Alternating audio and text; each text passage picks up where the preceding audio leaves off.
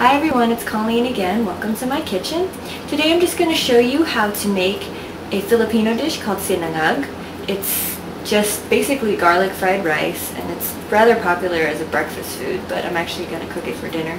Anyway, it's pretty easy to do, so just follow along and hopefully you'll have your own Filipino dish in no time.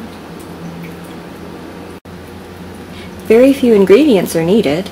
All you need is salt and pepper to taste, some rice, pre-cooked, and you also need some cloves of garlic, and the amount of garlic that you use is dependent on your taste for garlic. My husband and I like a lot of garlic, so we're going to put a pretty high garlic to rice ratio.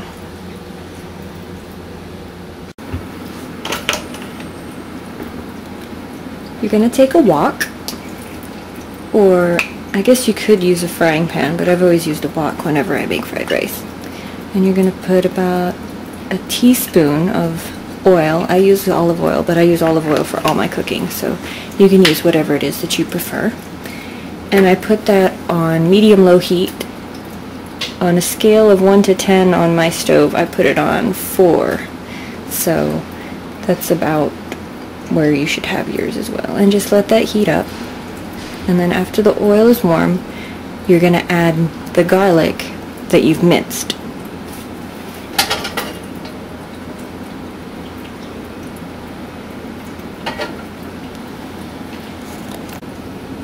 Alright, so I've let my oil heat up, and now I'm just going to add the garlic that I've minced.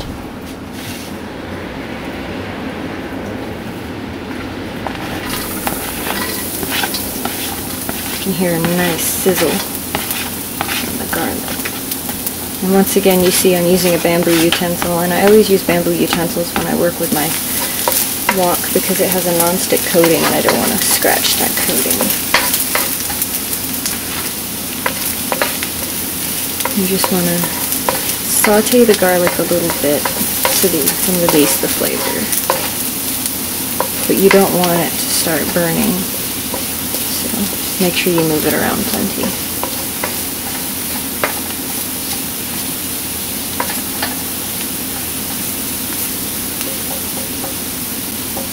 Then you're just going to push it to the sides,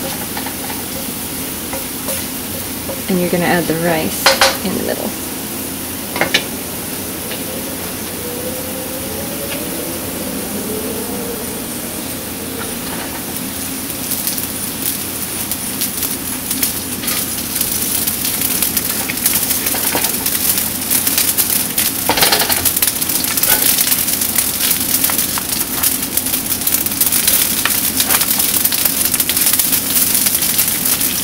Even though there's only 2 of us, we always have a lot of rice around because, well, we're Filipinos, so we eat a lot of rice.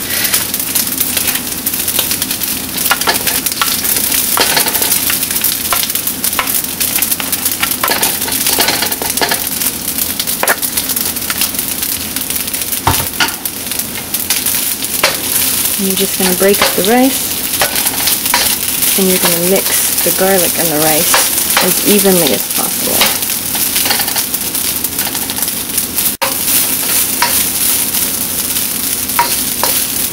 Some people like to add onions to their sinangag. Personally, I just like the flavor of the garlic. So that's completely optional for you if you want to add some minced onion as well. My husband actually doesn't like onions, so I try not to cook with it very often anyway. Unless I'm going to cook it to death so that it becomes pretty much tasteless.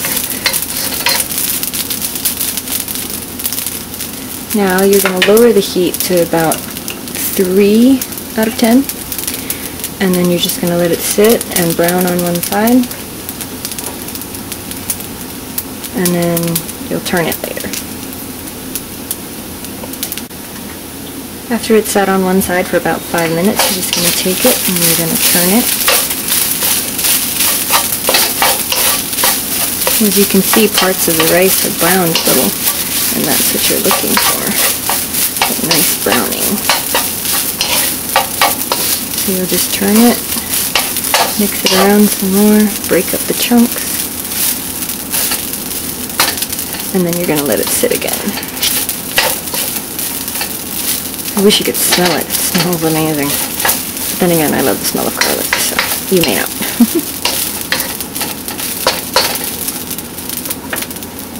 Alright, let it sit again.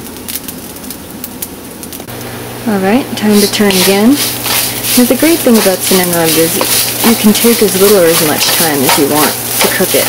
I'm cooking it the traditional way because I really want to bring out the flavor of the natural garlic, the fresh garlic that I minced up, but if you want to take a little less time and not brown it like I'm doing, you can always use garlic and garlic powder. Like if you happen to be just really, really hungry at the moment, or if you're too impatient to wait for everything to cook, you can always just cook it quickly at a higher temperature. But I really like bringing out the natural flavor of the fresh garlic. That's the only reason I do it the good old-fashioned grandma's traditional way. Now, as I said earlier, you can cook it for as long or as short as you want, but when you're finally done, that's when you add your salt and your pepper,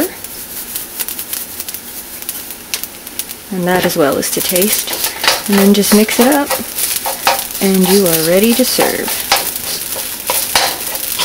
Time to enjoy.